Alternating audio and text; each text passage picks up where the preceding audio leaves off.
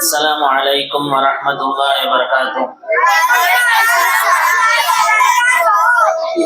الحمد لله رب العالمين والصلاة والسلام على سيد المرسلين وعلى آله وصحبه ومن استنى بسنته إلى يوم الدين أما بعد.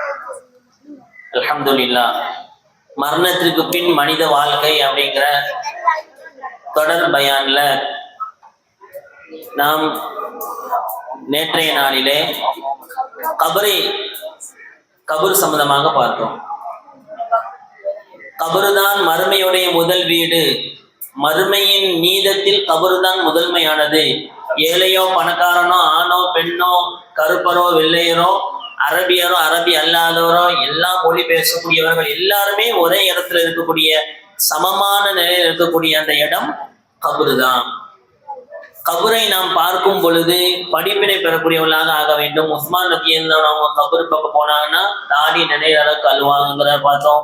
Umar ibn Abdul Azeez Rahmatullah கபரோடு பேசிய அந்த நிகழ்வுகளை, கபரு நமக்கு சொன்ன நிகழ்வுகளை எல்லாம் நேற்று பார்த்தோம். பொதுவாகவே இஸ்லாமிய மார்க்கம் மரணித்தவர் சம்பந்தமான விஷயங்கள் எல்லாத்தையும் நன்மையாகவே ஆக்கி வச்சிருக்கு. உதாரணமா முசாசம் அவங்க சொன்ன செய்தி ஹாக்கிம்ல வருது, கவுனிமா. ஒரு முஸ்லிமான மையத்தை ஒருத்தர் குளிப்பாட்டினார் அப்படின்னா, குளிப்பாட்டிய நிலையில் அவருக்கு ஏதாவது குறைகள் வெளிப்பட்டுச்சு இந்த மையத்துக்கு, அந்த குறையை குளிப்பாட்டியவர் மறைத்தார் என்றால் அவருக்கு அல்லாஹ் 40 முறை மன்னிப்பு வழங்கிறான். ஒருத்தர் குளிப்பாட்டா இறந்தவரை குளிப்பாட்டும் பொழுது நல்ல நியத்துல குளிப்பாட்டணும். இமாம் மாலிக் ரஹ்மத்துல்லா காலத்துல ஒரு பெண்மணி இறந்துட்டாங்க. பெண்மணி இறந்தா யார் குளிப்பாட்டணும்? பெண்கள் தான் குளிப்பாட்டணும். ஒரு பெண்ணு குளிப்பாட்டிட்டு இருக்கும் பொழுது மனசுக்குள்ள நினைக்கிறாங்க, இந்த பெண்மணி மோசமான பெண்மணியா இருப்பா போலைய, இவன் தவறான செயல் செய்யக்கூடிய பெண்மணியா இருப்பாங்க போல. அப்படி மனசுல நினைச்சிட்டு எப்படி குளிப்பாட்டுறாங்க, கை அப்படி ஜனாசாவோட ஒட்டிக்கிட்டு கை எடுக்கவே முடியல. ரெண்டே ஆப்ஷன் தான். ஒண்ணு ஜனாசா தோலை வெட்டி எடுக்கணும், அல்லது இவங்க கைய வெட்டி எடுக்கணும். அப்படிங்கிற சூழ்நிலை ஏற்பட்டு ஃபெவிகால் வச்சு ஒட்டின மாதிரி ரொம்ப டைட்டா ஓட்டிட்டு கை. இப்ப ரெண்டுல எந்த ஆப்ஷன் சிறந்ததுன்னு பார்த்தா அது இறந்துட்டாங்க. இறந்தவங்களுடைய அந்த ஜனாசாவுடைய தோலை வெட்டுறத சிறந்த, உயிரோடவங்களை கையை வெட்ட முடியாதுல்ல. இப்படி இருக்கக்கூடிய நிலைமையில நிறைய இமாம்கள்ட்ட ஃபத்வா கேட்டாங்க. எல்லாரும் வெட்டணும் அப்படின்னு தான் சொல்றாங்க. அந்த காலத்துல வாழ்ந்த இமாம் மாலிக் ரஹ்மத்துல்லா மதீனால இருந்தாங்க. அவங்கள்ட்ட ஃபத்வா கேட்கப்பட்டுச்சு. அவங்க சொன்னாங்க, அந்த பெண்மணிய 80 தடவை சாட்டையால அடிங்க அப்படின்ட்டாங்க. அதே என்ன இமாம் இப்படி ஃபத்வா கொடுக்குறாங்கன்னு இமாம் சொல்லிட்டாங்க கரெக்டா இருக்கும் அப்படின்ட்டு அந்த குளிப்பாட்டின பெண்மணி கை ஒட்டப்பட்ட அந்த பெண்மணியை 80 தடவை சாட்டையால் அடிக்கிறாங்க. 79 தடவை அடிச்சு எந்த பிரயோஜனம் இல்லை. 80வது தடவை அடிக்கிறாங்க, ஆட்டோமேட்டிக்கா கை விலகிட்டு. அப்ப எப்படி இந்த ஃபத்வா கொடுத்தீங்கன்னு அவங்கள்ட்ட கேட்கப்பட்ட பொழுது, அந்த பெண்மணி இறந்தவங்களை பத்தி தப்பா நினைச்சுக்கிறாங்க. இல்லாததை ஒண்ணு இட்டு கட்டி பேசணும் அப்படின்னா 80 கசேரி அவருக்கு கொடுக்கப்படணும் இஸ்லாமிய சட்டப்படி. அந்த பெண்மணி அப்படி கிடையாது. ஆனால் அந்த பெண்மணியை பத்தி தவறான நிலையில அவங்க நினைச்சதுனால மோசமான பெண்மணி மனசுலதான் நினைச்சாங்க. அது யாருக்கு தெரியும்? அல்லாஹ்க்கு தெரியும். அவனுடைய கை அந்த ஜனாசாவோட ஓட்டிட்டு. அப்போ இறந்த பெண்மணியை பத்தி தவறா நினைச்சதுக்கே இவ்வளவு பெரிய அசராட்சி ஏற்பட்டுச்சு, இவ்வளவு பெரிய அடையாளங்கள் ஏற்பட்டுச்சு அப்படின்னா உயிரோடு இருக்கவங்களை பத்தி நம்ம தப்பா நினைக்கலாமா? என்ன சொல்ல வரேன்னா, ஒரு ஜனாசாவை ஒரு மனிதர் குளிப்பாட்டி அதில் உள்ள குறைகளை மறைத்தார் என்றால் அல்லாஹ் அவருக்கு 40 முறை மன்னிப்பு வழங்குறான். அதே போல் யார் ஒருவர் ஜனாசாக்காக வேண்டி குழி தோண்டுகிறாரோ, குழி தோண்டுகிறாரோ, 2 கபர் இருக்கு, ஏற்கனவே சொல்லியிருக்கேன். முதலாவது சாதா குழி, இன்னொன்னு பிள்ளை குழி. இந்த 2 கபர் தோன்றார் ஒருத்தர், அவருக்கு என்ன நன்மைன்னா, சுப்ஹானல்லாஹ், இப்போ ஒருத்தருக்கு ஒரு வீடு இருக்கு, அந்த வீட்டை கொடுத்துட்டாங்க, இந்த வீட்டுல நீங்க இருந்துக்கோங்க, நீங்க வாழ்நாள் வரைக்கும் இந்த வீட்டை யூஸ் பண்ணிக்கோங்கன்னு கொடுத்துட்டா, அந்த வீட்டுல தங்கக்கூடிய ஒருத்தருக்கு ஒவ்வொரு நாளுக்கும் அவருக்கு நன்மை போயிட்டே இருக்கும்ல. இப்ப பாருங்க, அல்ஹம்துலில்லாஹ் மதரசாக்காங்க வீடு கொடுக்கப்பட்டிருக்குது. இந்த வீட்டுல ஓதப்படக்கூடிய நன்மைகள்லாம் யாருக்கு போய் சேரும்? கொடுத்தவங்களுக்கு போய் சேரும். அதே மாதிரி ஒருத்தர் கபரு தோன்றாருன்னா மறுமை வரைக்கும் அந்த கபரை வாடகைக்கு விட்ட நன்மை அல்லாஹ் அவருக்கு கொடுக்குறான். நபிஸல்லல்லாஹு சொன்ன சஹீஹான செய்தி பார்க்கிறோம். அதே இது அந்த மையத்தை ஒருத்தர் தொழுதாரு அப்படின்னா, தொழுது பின்பற்றி பின்னாடி போனாரு, மையத்தை அடக்கம் பண்றவரை போனாருன்னா அவருக்கு 2 கீராத் நன்மை. யார் ஒருவர் மையத்துக்கு கஃன் அறிவித்தாரோ அவருக்கு அல்லாஹ் சொர்க்கத்தின் ஆடையை அணிவிப்பான். நபிசாசம் சொன்ன சரியான செய்தி பார்க்கிறோம். அப்போ மரணம் சம்மந்தப்பட்ட, மரணித்தவர் சம்மந்தப்பட்ட எல்லா விஷயத்தையும் அல்லாஹ் நன்மைக்குரியதாக ஆக்கி வச்சிருக்கிறான். மரணித்தவரை குளிப்பாட்டுவது நன்மை, மரணித்தவருக்கு கஃன் அணிவிப்பது நன்மை, மரணித்தவருக்கு தொழு வைப்பது நன்மை, தொழு வச்சு பின்னாடி போற வரைக்கும் கூட போறது நன்மை, மரணித்தவர் கபூர்ல அடக்கம் பண்றவரு நன்மை, கபூர் தோன்றவருக்கும் நன்மை கொடுக்கப்படுது. அப்போ இந்த கபர் என்பது அவங்க சொன்னாங்கல்ல, நான் பார்த்த காட்சிகளிலே மிகவும் பயங்கரமான காட்சி கபர் தான் அப்படின்னு சொன்னாங்க. இந்த கபர் சம்பந்தமா நிறைய அறிவிப்புகள் வந்திருக்குது ஹதீஸ்ல. உனக்கு 3 அறிவிப்பு சொல்ல போறேன். முதலாவது ஹதீஸ் பர்ரா இப்னு ஆசிப் ரலியல்லாஹு அன்ஹு அறிவிப்புடைய செய்தி, அபூதாவுல வருது, பிரபலமான செய்தி. நீ கபர் அப்படின்னு சர்ச் பண்ணாலே இந்த ஹதீஸ் தான் வரும். அவங்க அறிவிக்கிறாங்க, நபிசாசம் அவங்களோட நாங்க ஒரு நாள் இருந்தோம். ஒரு ஜனாசா வந்துச்சு. அப்போ அன்சாரிகளாகிய நாங்கள்லாம், ஒரு அன்சாரியோடைய ஜனாசா வந்துச்சு அந்த இடத்துல. நாங்க நபிசாசமோட கபிரிஸ்தானுக்கு போனோம். அங்க பிள்ளை குழி அவருக்கு தோண்டப்படுகிறது. நபி அவங்க குழி தோன்ற வரைக்கும் பக்கத்துல கபிரிஸ்தான்ல உட்கார்ந்துட்டாங்க. ஜலச ரசூலுல்லாஹ் வ ஜலஸ்னா ஹவுலஹு. நபி அவங்க உட்கார்ந்துட்டாங்க, நாங்க நபி அவங்கள சுத்தி உட்கார்ந்தோம். எப்படி உட்கார்ந்தோம் தெரியுமா? கன்னமா அலா ரூசின தயிர், எங்களுடைய தலைகளின் மீது பறவைகள் உட்காருவது போல் உட்கார்ந்தோம். அப்படின்னா என்ன? பறவை எப்போ உட்காரும் ஒரு மேல, ஒரு ஆள் மேல ஆடாம அசையாம அப்படி இருந்தா, அத மாதிரிதான் நபியவங்க நபிசாசம் அவங்களுடைய சபைகள் நபித்தோழர்கள் இருந்தாங்க. கபிரிஸ்தான நபியை சுத்தி அப்படி ஆடாம அசையாம இருக்க. இன்னைக்கு பாரு தீனுடைய மஜ்லிஸ்ல எப்படி உட்கார்ந்துருக்கோம், சத்தம் ஓடுறான் ஒருத்தன் வந்து அங்க ஓடுறான் இங்க ஓடுறான். நபிசாசமுடைய சபையில சஹாபாக்கள் பறவைகள் இது ஆளா கல்லான்னு தெரியாது, அந்த அளவுக்கு பறவைகளை குழப்புகின்ற அளவுக்கு அவங்க ஆடாம அசையாம இருப்பாங்க. அப்புறம் சொல்லுவாங்க, நபி கையில ஒரு சின்ன குச்சி இருக்குது, சின்ன குச்சி. இந்த குச்சி வச்சு அப்படியே பூமிய சுரண்டிட்டு இருக்கிறாங்க. பிறகு திடீர்னு நபிசாசம் தலையை உயர்த்துறாங்க. இஸ்தஈது பில்லாஹி மின் அஸாபில் கப்ர், இஸ்தஈது பில்லாஹி மின் அஸாபில் கப்ர், இஸ்தஈது பில்லாஹி மின் அஸாபில் கப்ர். அல்லாஹ்விடத்துல கபருடைய வேதனையை விட்டு பாதுகாப்பு தேடுங்க, அல்லாஹ்விடத்துல கபருடைய வேதனையை விட்டு பாதுகாப்பு தேடுங்க, அல்லாஹ்விடத்துல கபருடைய வேதனையை விட்டு பாதுகாப்பு தேடுங்க. நபிசாசம் 2 தடவை அல்லது 3 தடவை சொன்னாங்க. சொல்லிட்டு நபிசாசம் அவங்க சொல்றாங்க, வஇன்னஹு லயஸ்மஉ நம்ம அடக்கம் பண்ணிட்டு போயிடுறோம். அந்த அடக்கம் பண்ணி போன உடனே போகின்றவர்களின் செருப்பு ஓசையை மையத்து கேக்குது. உடனே அல்லாஹ் அந்த ரூஹு வானத்துக்கு போச்சா, இல்லியின்ல போச்சா, இப்போ அந்த உடம்புக்கு அந்த ரூஹ அல்லாஹ் திருப்பி கொடுக்குறான். ஜனாசாவுக்கு நடந்து போறாங்கள, அடக்கம் பண்ணிட்டு திரும்பி அந்த நடக்கக்கூடிய செப்பல் ஓசை ஜனாசா கேட்கிறது. பிறகு அங்கிருந்து 2 மலக்கு வந்துருவார். வந்து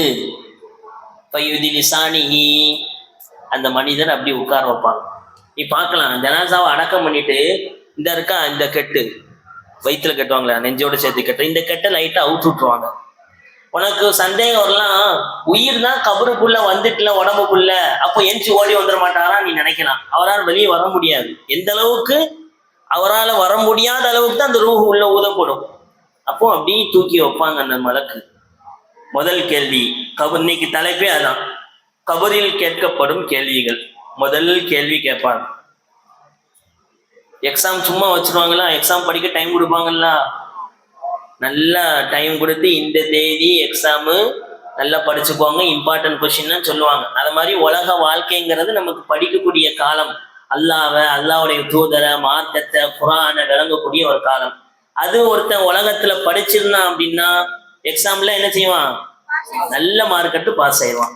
படிக்கல அப்படின்னா ஃபெயில் ஆயிடுவான். Simple logic. அதேதான் இப்போ கபர்ல வச்சோடனே ஃபர்ஸ்ட் கேள்வி அல்லாஹ் கேட்பான், அந்த மலக்குமார்கள் கேட்பாங்க, ரப்புக, ரப்பு யாரு அப்படின்னு கேட்பாங்க.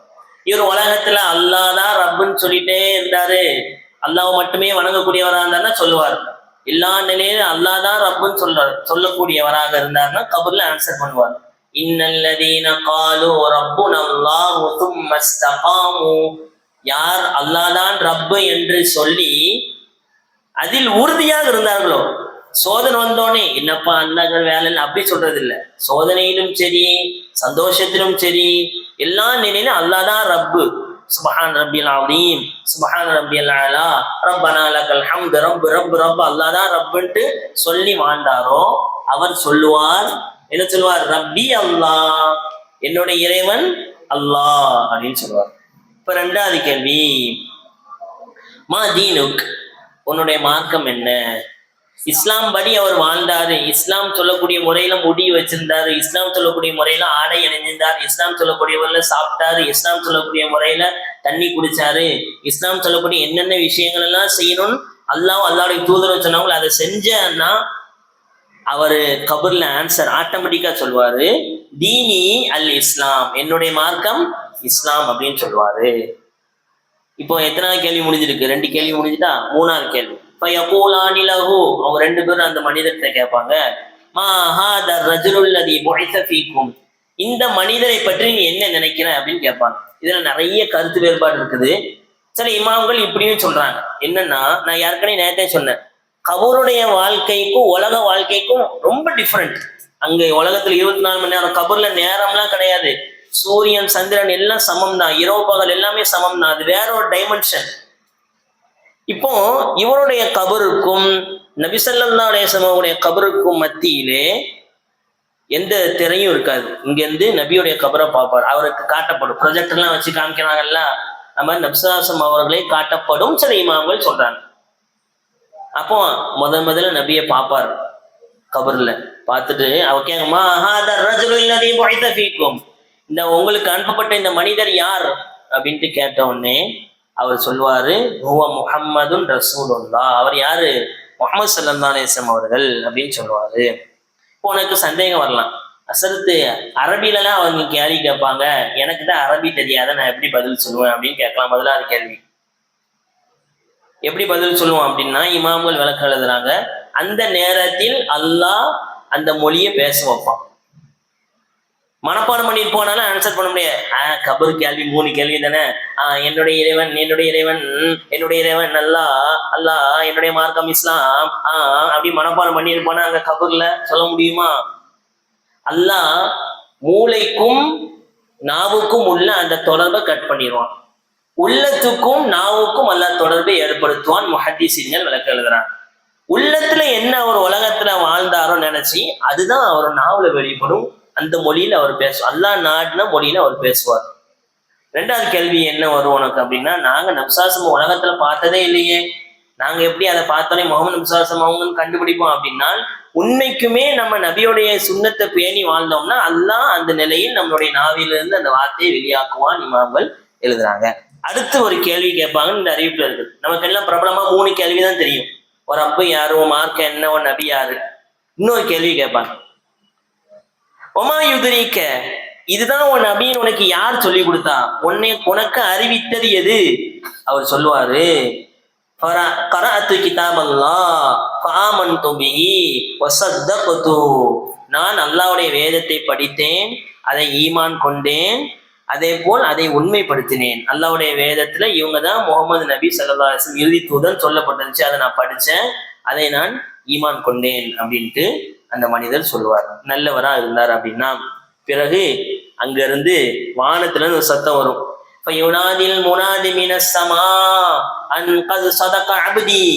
வானத்திலிருந்து ஒரு அழைப்பாளர் சொல்வார், என் அடியான் உண்மை சொல்லிட்டான், சொர்க்கத்தின் ஒரு வாசலை திறந்து வையுங்கள். நல்ல காத்தடி கேட்போம், சொர்க்கத்தின் வாசலை திறந்து வையுங்கள். எங்க எங்க கபர்ல சொர்க்கத்துடைய வாசல் திறந்து வைக்கப்படும். சொர்க்கத்தின் ஆடையிலிருந்து இவருக்கு ஒரு ஆடையை அறிவியுங்கள். ஜன்னா, சொர்க்கத்தின் விரிப்பை இவருக்கு விரியுங்கள் அப்படின்ட்டு சொல்லப்படும். பிறகு அவர் பார்க்கக்கூடிய அளவுக்கு கபர் அவருக்கு விசாலமாக ஆக்கப்படும். இப்படி உருண்டு போயிட்டே இருக்கலாம், நல்ல விசாலமா இருக்கும் கபரு. இது யாருக்கு? நல்லவங்களுக்கு. இதே இது கெட்டவர்களாக அடக்கப்பட்டவர்கள் இருந்தானா கபர் நாட்டு என்ன சொல்லுன்னு சொன்ன,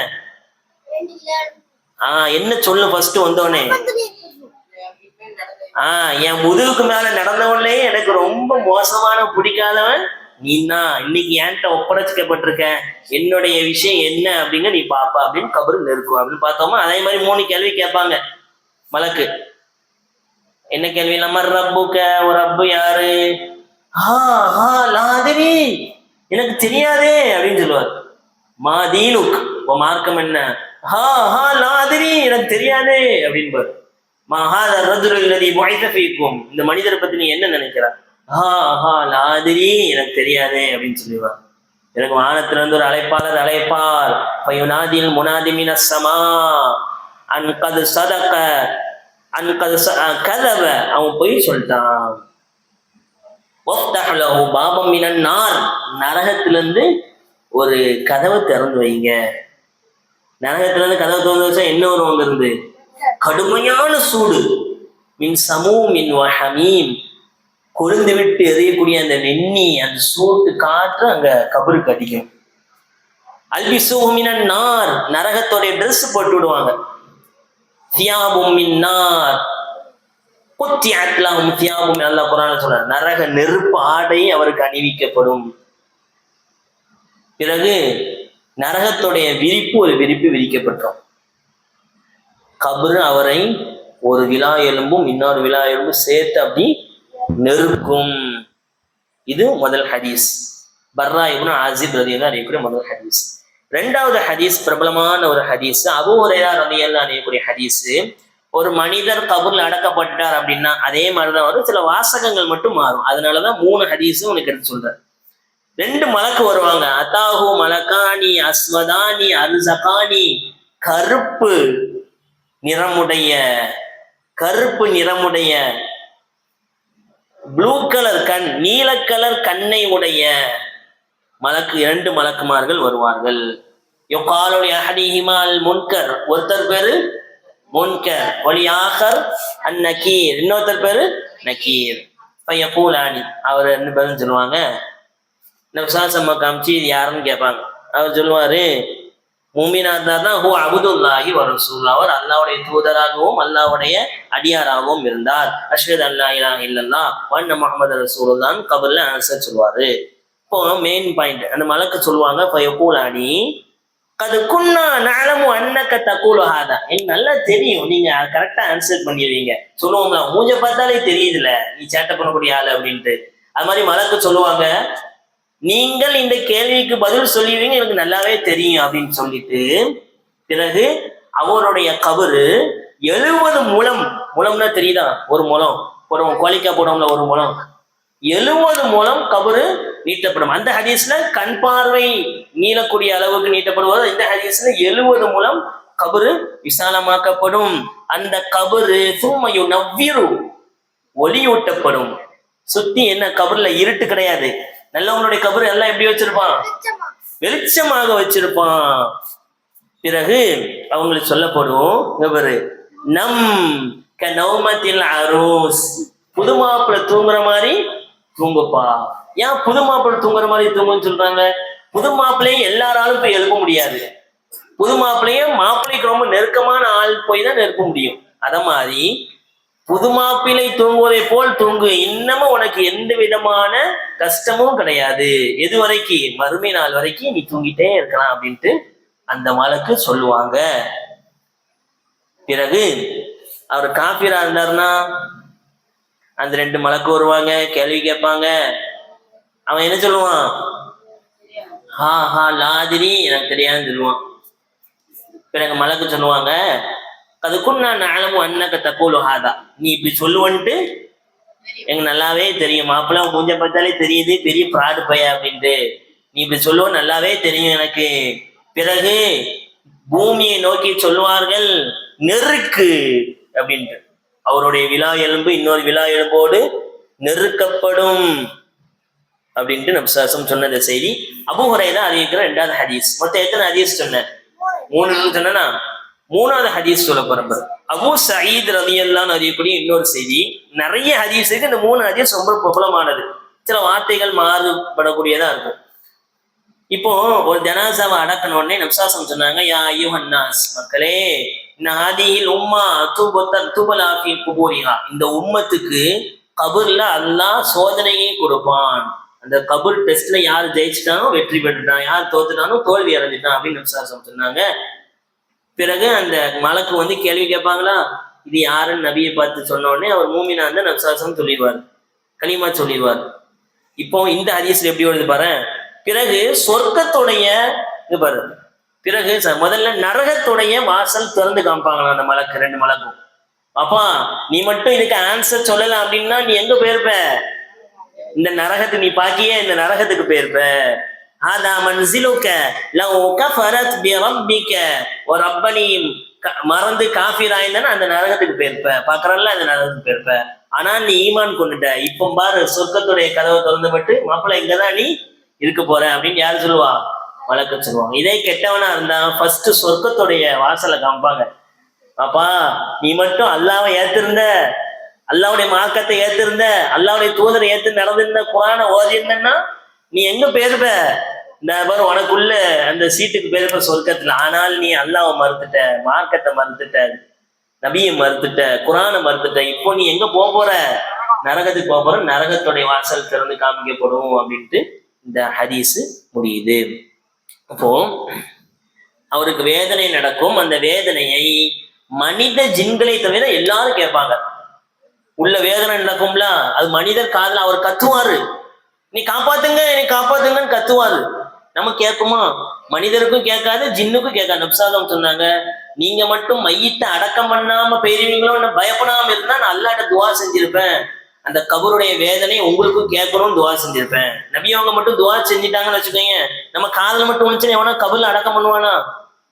கபர்ல வேதனை நடக்கிறது காதல விழுந்துச்சுன்னா யாரா மையத்தை கொண்டு கபர்ல அடக்கம் பண்ணுவாங்களா? இது அல்லாஹ் கொடுத்த பெரிய நியமத் நம்ம காதல விழாம இருக்குது. நீ அங்கெல்லாம் பார்த்த காக்கா கத்தும், பூனை வந்து சத்தம் போடும், நாய் வந்து கொலைக்க பார்த்திருக்கியா? நம்ம காதுக்கு அது கேட்காது, ஆனால் விலங்கினங்களுக்கு அது போடக்கூடிய சத்தம், மையத்து போடக்கூடிய சத்தம் கேட்கும். நபிசாசம் அவங்க சொன்ன செய்தி அகமதுல பதிவு செய்யப்பட்டிருக்குது.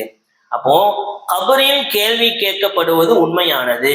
அதனாலதான் நேற்று கூட சொன்ன, ஒரு மனிதரை நம்ம கபர்ல அடக்கம் பண்ணிட்டு வந்துட்டோம் அப்படின்னா முந்திய நாள் சொல்லு, அவருக்காக வேண்டி என்ன செய்யணும், எவ்வளவு நேரம் நின்று துவா செய்யணும்? ஒரு ஒட்டகத்தை அறுத்து அதன் இறைச்சியை பங்கிடுகின்ற வரை கிட்டத்தட்ட ஒரு மணி நேரம் ஆகும் குறைஞ்சபட்சம். ஒட்டகத்தை அறுத்து உரிச்சி இறைச்சியை பங்கிட்டு கொடுக்குற அந்த நேரம் வரை அவருக்காக நின்று துவா. இன்னைக்கு 5 நிமிஷம் கூட நிற்க மாட்டேங்கான். முடிஞ்ச உடனே என்ன செஞ்சிடறான், தொழுக முடிஞ்ச உடனே அஸ்ஸலாமு அலைக்கும் ரஹ்மத்துல்லாஹ்னு ஓடி போயிடுறான். நம்ம என்ன செய்யணும், அங்க நின்று அவளுக்காக துஆ. யுஸப்பித்துல்லாஹு அல்லதீன ஆமனூ பில் கௌலி ஸாபித் ஃபில் ஹயாத்தித் துன்யா. அல்லாஹ் மூமினான நல்லடியார்களுக்கு அந்த கபரிலே பதில் சொல்வதற்கு ஸ்திரப்படுத்துவான், ஸ்ட்ராங் ஆக்குவான் அல்லாஹ் அப்படின்ட்டு அல்லாஹ் குர்ஆன்ல சொல்லி காமிக்கிறான். அப்போ இந்த நிலையில கபர்ல நபிமார்களுடைய உயிர் என்ன நடக்குது அவங்களுக்கு? நபிமார்களுடைய உயிர், அவங்க இறந்து போவாங்களா, அவங்களுடைய உடல்கள் அழுகாது, அவங்களுடைய உயிர்கள் அல்லாஹ்வை வணங்கி கொண்டே இருக்கும். நபிசாசம் மிஅராஜ் போகும்பொழுது மூசாசம் அவங்க தொழுது கொண்டிருந்ததை பார்த்தாங்க. இந்த செய்தியெல்லாம் பார்த்தோம். ஷஹீதுகளுடைய உயிர்கள் அந்த உடலும் அழுகாது, அவங்களுடைய உயிர்கள் சொர்க்கத்துல பச்சை பறவையுடைய வயிற்றுக்குள்ள அல்லாஹ் செலுத்தி விடுவான். மாஷா அல்லாஹ்.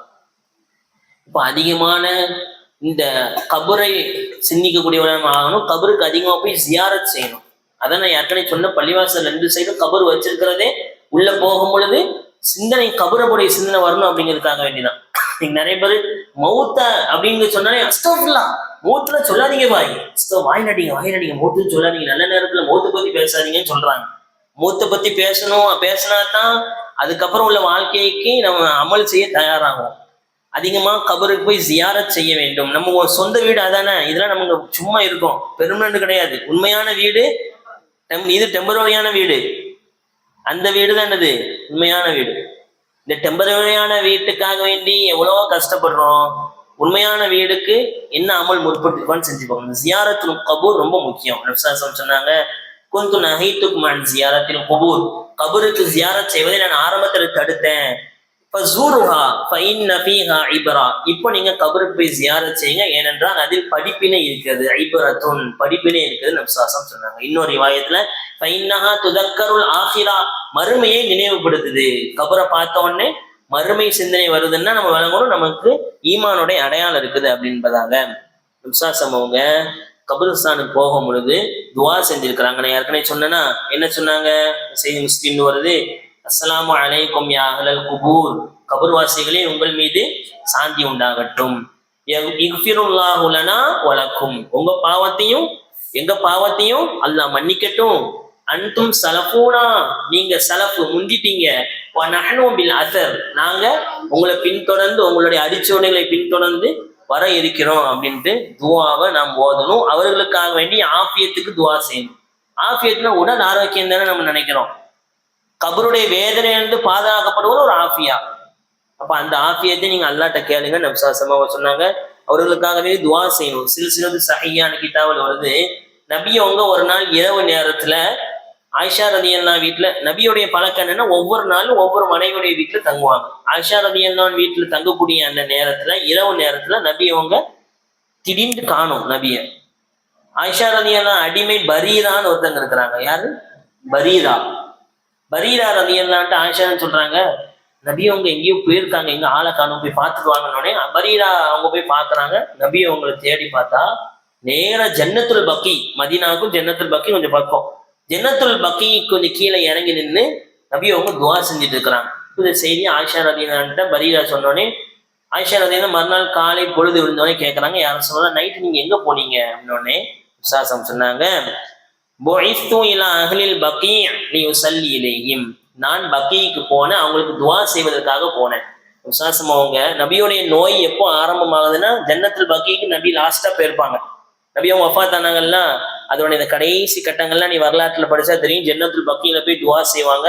அழுது அழுது அழுது யாரெல்லாம் இந்த கபர்வாசிகளை பாவத்தை மன்னிச்சுன்னு துவா செய்வாங்க. ஜன்னத்துல் பக்கியில யார் அடக்கப்படுறாங்களோ அவங்களுக்கு கபருடைய வேதனை விட்டு அல்லாஹ் பாதுகாப்பான்னு நபிசாசம் சொன்னாங்க, நபியுடைய துவாவின் பொருட்டால. அப்போ அந்த கபர்வாசிகளுக்காக வேண்டி நாம் தினமும் துவா செய்யணும். அதே மாதிரி கபறுகளுக்கு மேல நடக்கக்கூடாது, கபறுகளுக்கு மேல உட்காரக்கூடாது, கபறுகள் மத்தியில நம்மளுடைய சுய தேவைகளை கழிக்கக்கூடாது. நபிசாசம் சொன்ன செய்தி முடிக்க போறேன். இப்னு மாஜால வருது, அம்ஷி, அதாவது கபரின் மேல் நடப்பது, கபரின் மேல் உட்காருவது, கபரில் சிறுநீர் கழிப்பது, மலம் கழிப்பது என்பது எதை விட மோசமானதுன்னா, வாள் இருக்கு, கூர்மையான வாள், அந்த வாள் மீது நடப்பது எவ்வளவு கஷ்டமோ, நெருப்பு செருப்பு அணிஞ்சிட்டு போறது எவ்வளவு கஷ்டமோ, நெருப்பின் மீது நடப்பது எவ்வளவு சிரமமோ, அதை விட மோசமானது கபூர் மேல உட்கார்றது. அதை கூட செஞ்சிடலாம், நெருப்பு மீது கூட உட்கார்ந்துடலாம். ஆனால் அதை விட பயங்கரமானது கபரின் மீது உட்காருவது, அதை விட பயங்கரமான கபரின் மீது சிறுநீர் கழிப்பது, மலம் கழிப்பது. நிறைய பேர் கபர்ல கள்ளத்துக்கு விட்டு அறியலாம். கபரிஸ்தான் போகும்பொழுது அங்க கபரு இருக்குதான்னு தெரியாம மேல ஏறி நிக்கிறோம். அது ரொம்ப கவனமா இருக்கும். நபிசாசமும் தடை செஞ்சிருக்கிறாங்க, அதுல உட்காரக்கூடாது. ஏன் எஜிஸ் அஹதகும் அலா கபரின், கபர் மீது உட்காருவது என்பது ஒரு நெருப்பின் மீது உட்காருவதற்கு சமம் அப்படின்னு நபிசாசம் அவங்க சொன்னாங்க. அதே மாதிரி இறந்தவங்களை திட்டக்கூடாது. லா தசுப்புல் அம்வாத், இறந்தவர்களை திட்டாதீர்கள்.